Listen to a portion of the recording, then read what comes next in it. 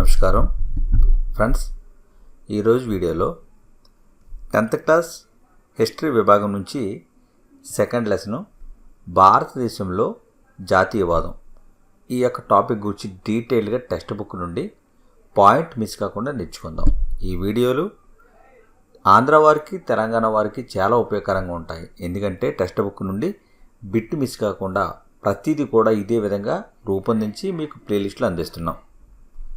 వీడియోలు నచ్చితే లైక్ చేయండి, షేర్ చేసి సబ్స్క్రైబ్ చేసుకోండి.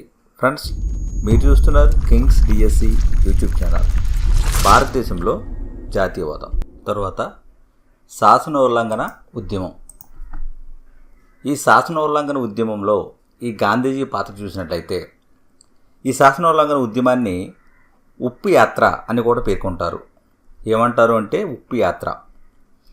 దేశాన్ని ఉప్పు మాత్రమే ఏకం చేసే శక్తి ఉంది, ఉప్పు మాత్రమే దేశాన్ని ఏకం చేసే శక్తి ఉందని చెప్పేసి గాంధీజీ గ్రహించాడు. ఇర్విన్కి లేఖ రాశాడు. ఆ లేఖలో 11 మార్చిలోగా డిమాండ్లు పరిష్కరించకపోతే కాంగ్రెస్ శాసనోల్లంఘన ఉద్యమం చేయబడుతుంది అని పేర్కొన్నాడు. గాంధీజీ ఇర్విన్కి రాసిన లేఖలో మార్చి 11లోగా డిమాండ్లు పరిష్కరించకపోతే కాంగ్రెస్ శాసనోల్లంఘన ఉద్యమం చేయబడుతుందని లేఖ రాయడం జరిగింది. 11 డిమాండ్లు ఉంచాడు ఆ లేఖలో. ఇది ఎప్పుడు రాశాడు అంటే 1930 జనవరి 31న రాయడం జరిగింది. జనవరి 31న ఈ లేఖ రాశాడు. మార్చి 11లోగా డిమాండ్లు పరిష్కరించమని రాయడం జరిగింది. ఇక్కడ ఈ ఉప్పు అనేది ఆహారంలో ముఖ్యమైన పదార్థం. ఈ ఉప్పు మీద పన్ను, దాని తయారీపై ప్రభుత్వ గుత్తాధిపత్యం బ్రిటిష్ పాలన యొక్క నిరంకుశ వైఖరి వెల్లడిస్తుంది అని గాంధీజీ పేర్కొన్నాడు. ఉప్పు తయారీ మీద గుత్తాధిపత్యం ఎవరిది? బ్రిటిష్ వారిది. ఉప్పు తయారీ మీద గుత్తాధిపత్యం బ్రిటిష్ వారిది. ఈ యొక్క గుత్తాధిపత్యం వల్ల బ్రిటిష్ పాలన యొక్క నిరంకుశ వైఖరి తెలుస్తుంది అని గాంధీజీ పేర్కొన్నాడు. ఈ ఉప్పు మీద వేసిన పన్నును రద్దు చేయాలి అని డిమాండ్ అందరినీ కూడా ఆకట్టుకుంది. ఈ ఉప్పు మీద వేసిన పన్ను ఏదైతే ఉందో దానిని రద్దు చేయాలి, ఈ అంశము ప్రజలందరినీ కూడా ఆకట్టుకుంది. దండయాత్ర మార్చి 11లోగా డిమాండ్లు పరిష్కరించమని కోరాడు. కాబట్టి ఇక్కడ రిప్లై ఏమీ రాకపోయేసరికి మార్చి 12వ తారీఖున ఫ్రెండ్స్ ఈ విషయం గమనించండి. ఉప్పు యాత్ర ఎప్పుడు ప్రారంభమైందని గత డిఎస్సిలో అడిగిన ప్రశ్నది. మార్చి 12వ తేదీన. ఈ మార్చి 12న 78 మందితో ఉప్పు యాత్ర ప్రారంభించాడు గాంధీజీ. సబర్మతిలోని గాంధీ ఆశ్రమం నుండి గుజరాత్ తీర పట్టణం వరకు కూడా, ఆ తీర పట్టణంలో ఉన్న దండి అనే ప్రాంతం వరకు ఉప్పు యాత్ర సాగించడం జరిగింది. ఇది 240 మైళ్ళకు పైగా 24 రోజులు, రోజుకు 10 మైళ్ళ చొప్పున నడిచి ఇక్కడ ఏప్రిల్ 6న దండి చేరుకొని సముద్ర నీటిని మరిగించి అక్కడ ఉప్పు తయారు చేసి శాసనాన్ని ఉల్లంఘించాడు. అంటే ఉప్పు గుత్తాధిపత్యం ఎవరిది? బ్రిటిష్ వారు తయారు చేయాలి. కాబట్టి ఇక్కడ స్వయంగా గాంధీజీ ఉప్పును తయారు చేసి బ్రిటిష్ వారి యొక్క శాసనాన్ని ఉల్లంఘించడం జరిగింది. కాబట్టి దీనిని శాసన ఉల్లంఘన ఉద్యమం అని పేర్కొన్నారు. మరొక పక్క అబ్దుల్ గఫర్ ఖాన్, ఈయన మహాత్మా గాంధీ పట్ల శ్రద్ధాశక్తులు కలిగిన శిష్యుడు. అబ్దుల్ గఫర్ ఖాన్ 1930 ఏప్రిల్లో ఈయనను అరెస్ట్ చేయడం జరిగింది. 1930 ఏప్రిల్ నెలలో అబ్దుల్ గఫర్ ఖాన్ను బ్రిటిష్ ప్రభుత్వం అరెస్ట్ చేసింది.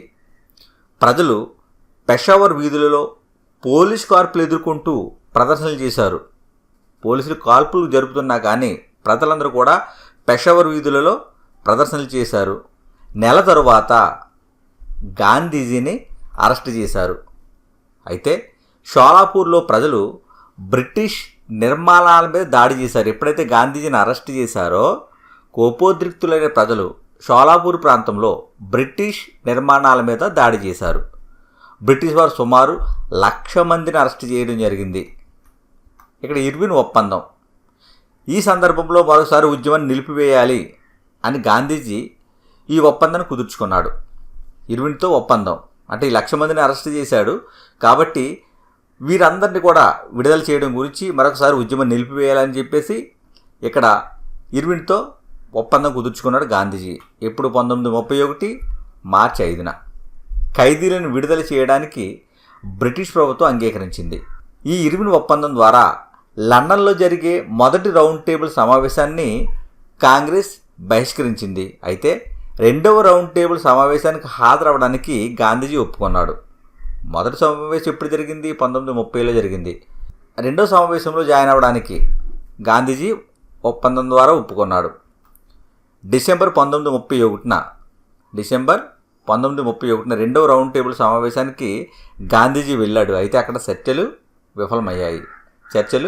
విఫలమయ్యాయి. ఉద్యమంలో పాల్గొన్న సామాజిక వర్గాలు చూసినట్లయితే పాటీదారులు, జాట్లు, వ్యాపారులు, మహిళలు. ఈ ఉప్పు సత్యాగ్రహంలో శాసనోల్లంఘన ఉద్యమంలో పాల్గొన్న సామాజిక వర్గాలు పాటీదారులు, జాట్లు, వ్యాపారులు, మహిళలు. ఇక్కడ పాటీదారులు ఎక్కడున్నారు? గుజరాత్లో ఉన్నారు. అదేవిధంగా జాట్లు ఉత్తరప్రదేశ్లో గ్రామీణ ప్రాంతాలలో ధనిక రైతు సంఘాలు. జాట్లు అంటే ఉత్తరప్రదేశ్ ప్రాంతంలో గ్రామీణ ప్రాంతంలో ధనిక రైతు సంఘాలు జాట్లు. వీరు ధరలు తగ్గుదల, ఆర్థిక మాంద్యం కారణంగా తీవ్రంగా దెబ్బతిన్నారు జాట్లు. కాబట్టి వీరు కూడా శాసనోల్లంఘన ఉద్యమంలో పాల్గొన్నారు. తర్వాత వ్యాపారులు రూపాయి స్టెర్లింగ్ విదేశీ మారకపు నిష్పత్తి ఉండాలని బ్రిటిష్ వారిని కోరారు. 1920లో the Indian industrial and commercial కాంగ్రెస్ను 1920లో వ్యాపారులందరూ కూడా the Indian industrial and commercial కాంగ్రెస్ను 1927లో FICCIను స్థాపించారు. 1927లో FICCI అంటే federation of the Indian chamber of commerce and industries. 1927లో పిక్కీ అంటాం, దాన్ని స్థాపించడం జరిగింది వ్యాపారులందరూ కలిసి. శాసనోల్లంఘన ఉద్యమానికి మద్దతు తెలిపిన వారు ఎవరు అంటే పురుషోత్తమ్ దాస్, ఠాకూర్ దాస్, జీడి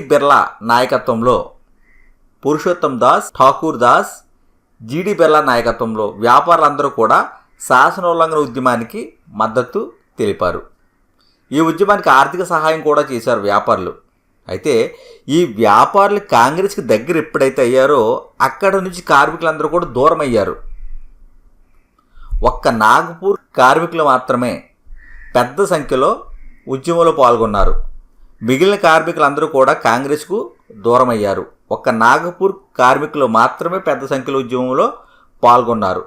ఇక్కడ సమ్మె చేసిన వారు ఎవరు అంటే 1930లో రైల్వే కార్మికులు, చోట నాగపూర్ తగరపు గని కార్మికులు. రైల్వే కార్మికులు, చోట నాగపూర్ తగరపు గని కార్మికులు 1930 సంవత్సరంలో వీరందరూ కూడా గాంధీ టోపీలు ధరించి ర్యాలీలో పాల్గొన్నారు. 1932లో నౌకాశ్రయ కార్మికులు కూడా సమ్మెలో పాల్గొనడం జరిగింది, సమ్మె చేశారు. తర్వాత మహిళలు శాసన ఉల్లంఘన ఉద్యమంలో పెద్ద ఎత్తున పాల్గొన్నారు. మహిళలే ఉప్పు కూడా తయారు చేయడం జరిగింది. తర్వాత పరిమితులు అంటే ఎవరైతే ఈ ఉద్యమానికి దూరంగా ఉన్నారో దళితులు అనేవారు, వారి గురించి రేపటి వీడియోలో నేర్చుకుందాం. వీడియో నచ్చితే లైక్ చేయండి, షేర్ చేసి సబ్స్క్రైబ్ చేసుకోండి. Thank you.